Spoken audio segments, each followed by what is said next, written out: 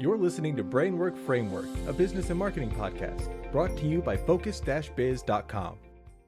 What does mental health, worms, and sprouts have in common? With us today is Cathy Nesbitt with Cathy's Crawly Composters. She's a health and wellness advocate with an incredible entrepreneurial journey she wants to share with us today. Cathy, how are you? Hi, Chris. I'm excited to be here.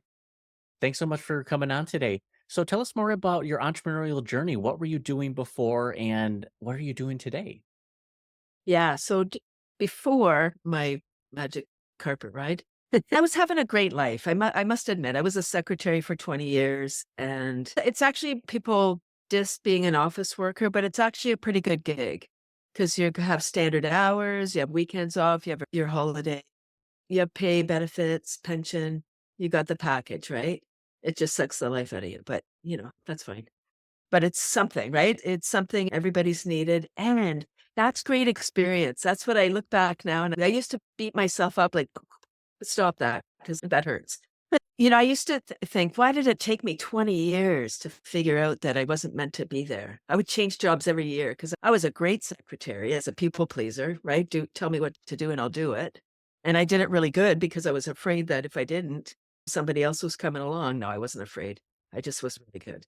But I didn't understand the statements that we used to have, like, you need a job to get a job.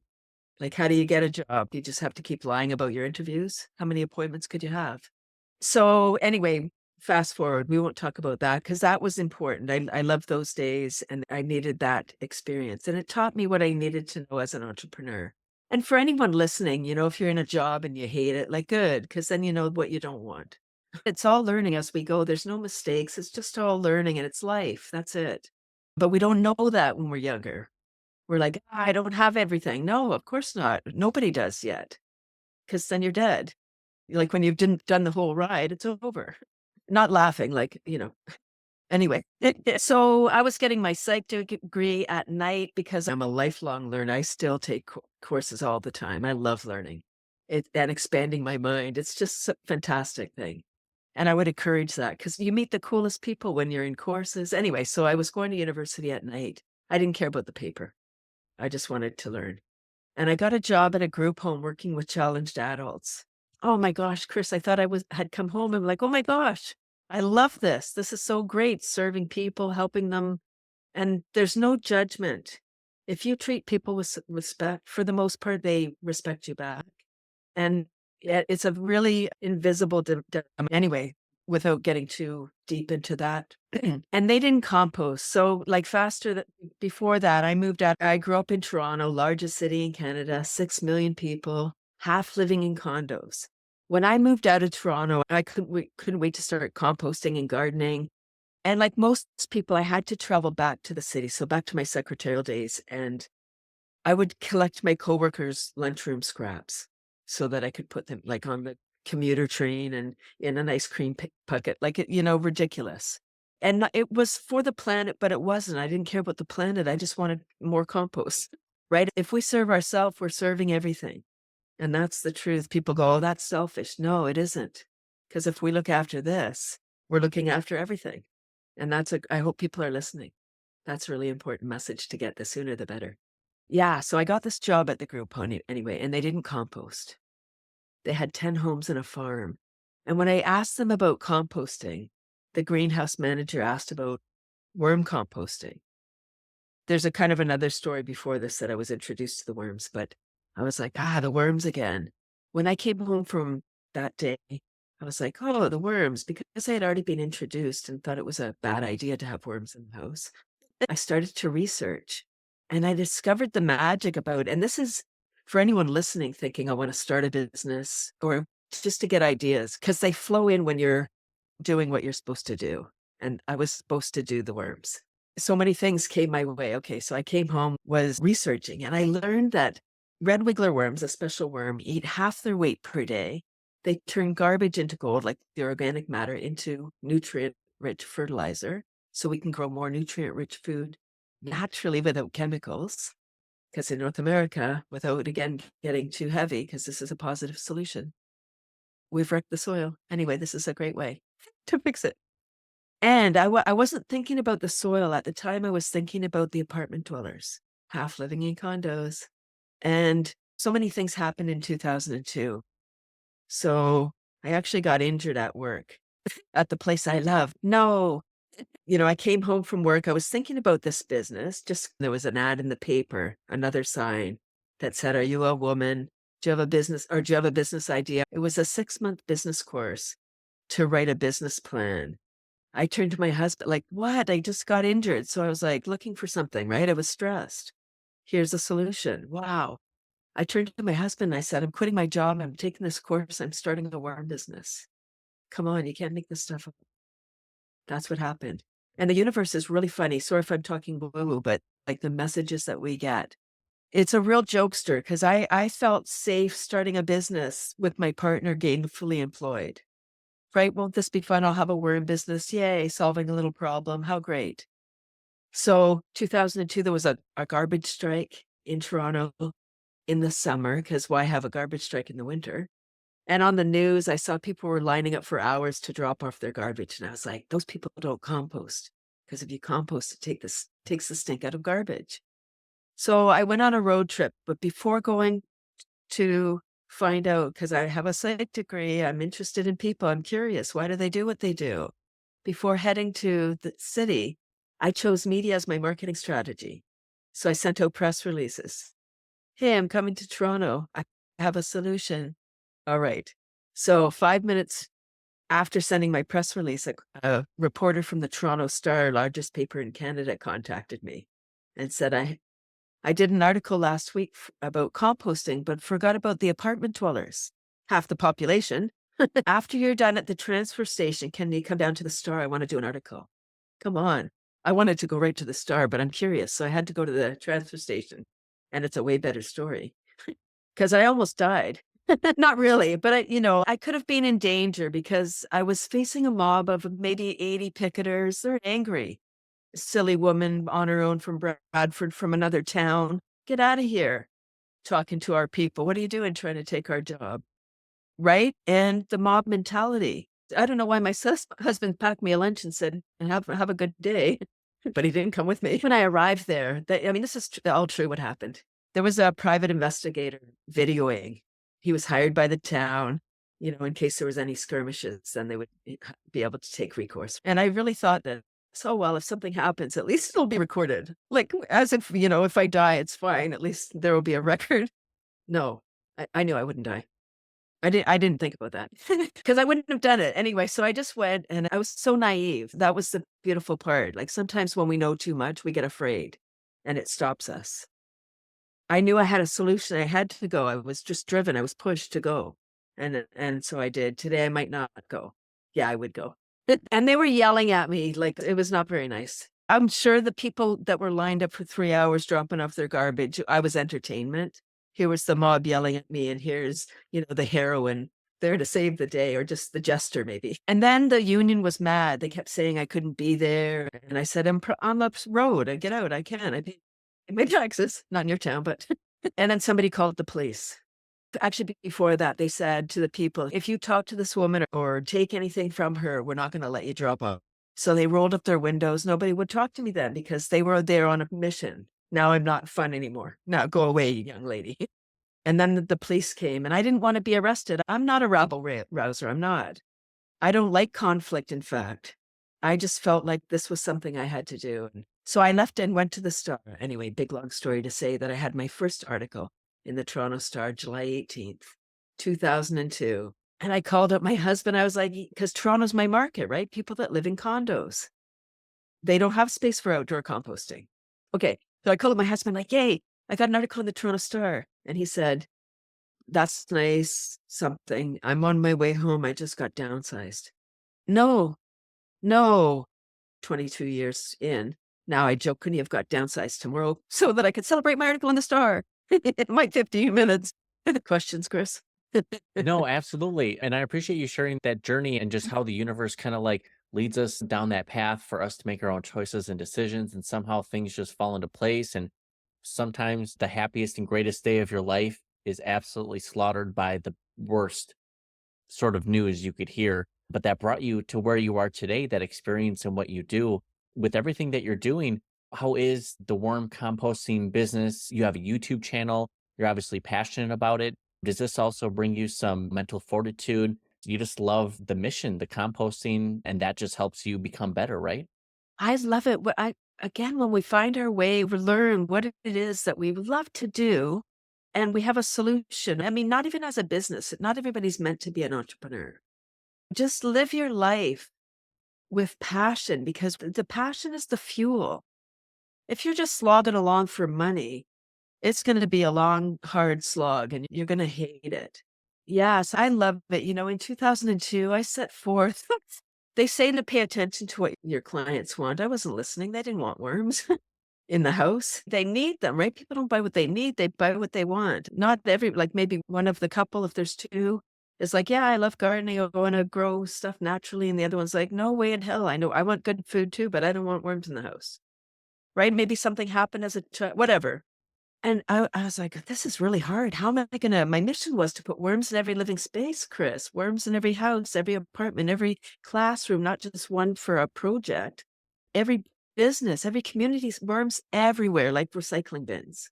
You're eating your apple. Where's the apple core? Oh, where's the worm bin? Boom, you just drop it in. That's what I thought. Not yet. It's coming. It takes time for these things. It takes time for things to come to life. And patience is required as an entrepreneur sometimes. So people kept saying, ew, worms in the house. And I'm animated. I'm passionate. So I'm sure it's probably fun to watch me talking about this creepy thing like worms. What? Who's that weird woman? Like what? It's compelling, but ew, like you're attracted and repelled. It's kind of a funny thing.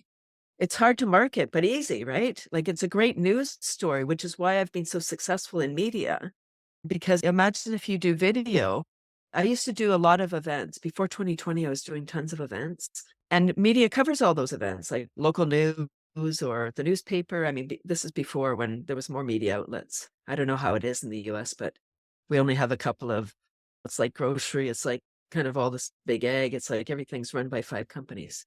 Not to be a theorist, just a realist. It is very But true. just to stay on the happy path. Yeah. So what has inspired me? So people saying, ooh, and I was like, how am I going to do this? I took on school workshops. I pivoted. Like, okay, if I'm going to do this, how am I going to do it? I started to do workshops. And then I said, now I got to wait 20 years for them to have buying power. Yay, I made it. Right? Careful what you say.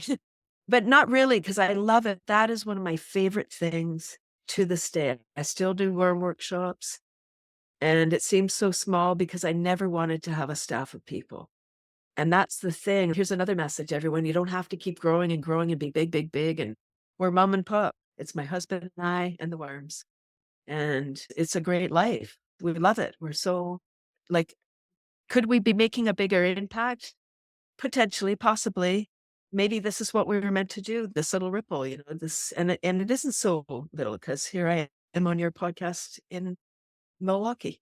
That's what it's about. You're just trying to spread the message and share the knowledge and love around. And I think that's what this life is meant for, building connections and communicating and just living our life through the purpose and the passion that we see fit.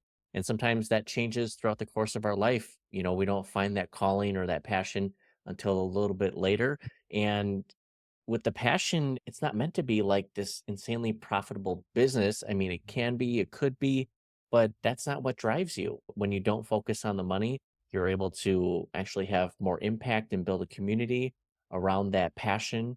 And then suddenly you have, this army of people who care just as much, if not more than you do about that. And you get to share and learn and educate each other and find new ways to bring your passion into other people's lives.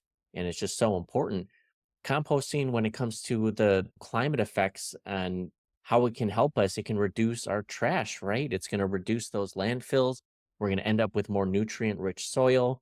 This is something that we need, but are people even aware it's a problem, or do they not know the solution yet? There are so many problems. There are so many problems, Chris, and we're so disconnected from the natural world. We just think we can think our way out of all of these things. Like, oh, we'll just make a bigger something or a better something else. We'll just incinerate. We'll do all these different things. Or we'll just ship it away. So that's a really great one. We'll just ship it away to another country because then it's out of our purview. We can't see it. So it's not gone, right? Not funny. Again, nervous laughter because it's a huge problem. Everybody eats. And this food waste, I think, I can't remember the stats. Oh, it's big. I'll talk about residential waste because that's where my focus is, right? The individual, what we can each do. It's estimated in North America or in Canada, say, that the average family discards 25% of their groceries. And for a visual, if you bring home 4 bags of groceries from the grocery store, I know nobody does anymore because it costs too much in one go. And it's too much now. You go several times because it's too hard. No, I'm just joking. I'm not really. So imagine you bring home 4 bags of groceries. 25% is leaving 1 bag at the curb. Wow. Like who would do that? But that's what we're doing because we buy that lettuce and the salad fixins with the good intentions. We're going to make a salad, but then it goes into the crisper, and in the composting world, there's an expression that the crisper is where our food goes to die. And A it's the few same for days later because it's leftovers. fresh. Right, it's super fresh. So if you put it there and then 3 days later, it might be like, oops, okay, into the heap it goes. Right. So yeah, one part about composting and vermicomposting is we're turning those scraps into nutrient-rich soil so we can grow more food. And when we grow our own food, even a little patch, even if you don't have a big garden, you can have pots that you have around if you have a deck or a balcony. If you don't even have that, you just have a window. You can have some herbs or something growing in the window. It brings life, so it's bringing nature into your home or into your environment. And when you grow it yourself, you don't waste it. You grew it. And it tastes so fine, like it's so delicious. And then there's not as much waste. And so around the cycle it goes. Where our food is broken, all of our systems are broken. And again, not to be any kind of, I'm just a realist. I see a lot of things, and I believe what I'm offering, all of my solutions, are simple ways, just the way I live my life. They happen to be my business, but it's not business and life, it's life. There's no separation. It's my husband and I and our home. And when we're at home, we're working. We're working all the time. Thank God we love it. Right. So it's not like work. Now with the laughter, I have a laughter club on Tuesdays. I know we didn't talk about that yet. I've jumped into that. And I know we will. I have a laughter club on Tuesdays 4 years because June 2020, I needed something. So I started my online club. It's free. It's my offering to the world. And I get people from the world. 25 to 30 people come every week. And it's magic. It's free. It's 30 minutes. It's just a way for people to get out of stress and into joy. I want people to care about the planet. Okay. Questions, Chris? That is wonderful. I love that you created that community based around laughter because I think around that time, when COVID was rearing its head and division happens throughout and stress, but all these things came together. What a perfect time to bring people together on some sort of common ground and something that's more mutually beneficial and positive that has that impact for people. That laughter is important for us. It's how we relieve stress and communicate with each other. And now it's global. It sounds like there's people from around the world who are checking in to see what you're doing and the YouTube channel as well. Are there other resources like either podcasts or videos or books available online that people can learn more about you or just would help them in their own business journey? Yes. Well, I chose media as my marketing strategy. So on my worm website, Cathy'sComposters.com, in the news section, there's a link to all my articles and TV, radio, all my podcasts are there. And what I encourage people to do if they have a business and they don't know, because it is marketing, if people don't know about what you're doing, they're not calling you. It's bad for business. I came up with something because people would say, wow, this is a great idea. I didn't know about this. And I didn't want people 20 years down the road, and now I'm here 20 years, saying I didn't know about it. I want people to know and then decide. Like, do it or don't. That's not on me. But if you don't know, that is on me. I'm not doing my job. And what, sometimes we get in our head. And I was getting all this media. I was the media maven. I was like, I'm an expert at getting media. And I am, I still am. Because I know what to do. I've created this whole, that could be another business that I offer. And I have done workshops on marketing on a shoestring because every business needs marketing. It doesn't matter what you're flogging, what your business or a product or service is, you need attention, you need bookkeeping, you need marketing, you need all of the things. And free publicity is a great thing. Someone else talking about you is way more valuable than buying an ad. It just is. Yeah. Absolutely. So my Fun Fact Friday, I really want people to live a good life and be more joyful and get out of stress, because stress is a killer. Like, we can't be in stress and joy at the same time, at the same moment. So I want people to come to my free laughter club. It's 9:30 a.m. Eastern, 30 minutes on Zoom. And go to my Fun Fab Friday video series. There's over 160 episodes. Like, that's every Friday a new one. That's over 3 years, Chris. That's a dedication. That is dedication. And for anyone to take on that sort of task, it's ambitious. Specifically, starting up with entrepreneurs, business owners, budget is tight. Like you said, it's a shoestring budget, and you're trying to find free ways, or you have more time than you do money. And once that gets flipped, once you have more money than you do have time, that's when you no longer have to wear all of those hats: the accountant, the marketer, the salesperson, the PR. Now you can hire others to do that for you. But starting off, it's usually you have more time and you have to decide what channel, what message, what audience you're really trying to put out there for your marketing strategy. And sometimes you just need to find what works along the way, do some testing. As you mentioned, having other people speak about your business is way more powerful than you speaking of your own business. And this, just what we're doing now, the podcasting is a great way to connect and get that message out there. And for anyone interested, we will have the links to your websites available down in the show notes and the description. So that way they can get connected with your laughter, your compost, your YouTube channel, and all the fun things that you're doing. What are you most excited for in 2024 to finish out this year? You've been doing these videos consistently for 3 years. Any fun, new, exciting projects that are planned for 24? One big, hairy goal that I'm working on is creating a laughter yoga program for young adults with Down syndrome, so they can lead laughter for their demographic. And it's big, Chris. If anyone's listening and they're connected to the Downs community, Down syndrome doesn't know socioeconomic status. It doesn't know borders, countries. It's everywhere. It's global.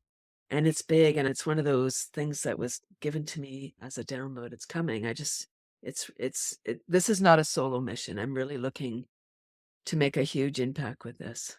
Yeah. So that's not happening just this year. It's just the baby. I just planted the seed. Not Of just course, today, but this year. it's just the sprout. It's gonna cultivate later, and that's brilliant. Just like you said, it's kind of still downloading. It's always that idea in the back of our mind that's just in the back burner, and even though we're not actively thinking about it, our brain is passively trying to, understand and process that. And suddenly, one day, it'll just click, and you'll know exactly your direction and what you need to do to accomplish that.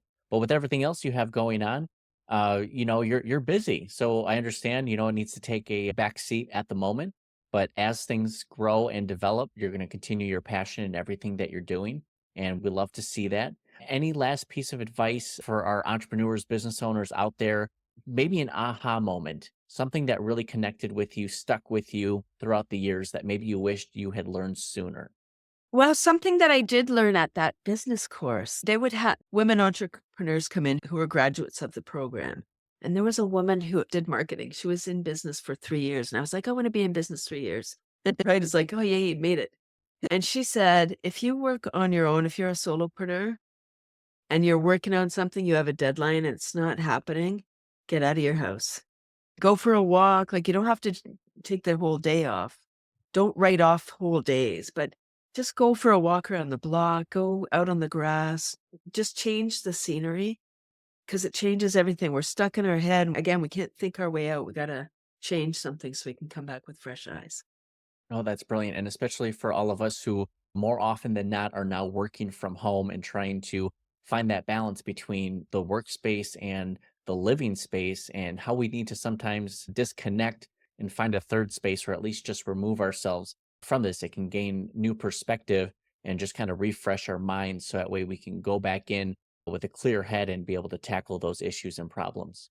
Yeah, one more thing is that people really need to look after themselves. Don't put yourself last, like, oh, there's not time to go to the gym today or tomorrow, because then that becomes a habit. right? We need to put ourselves first because, again, when we look after us, we're looking after everything.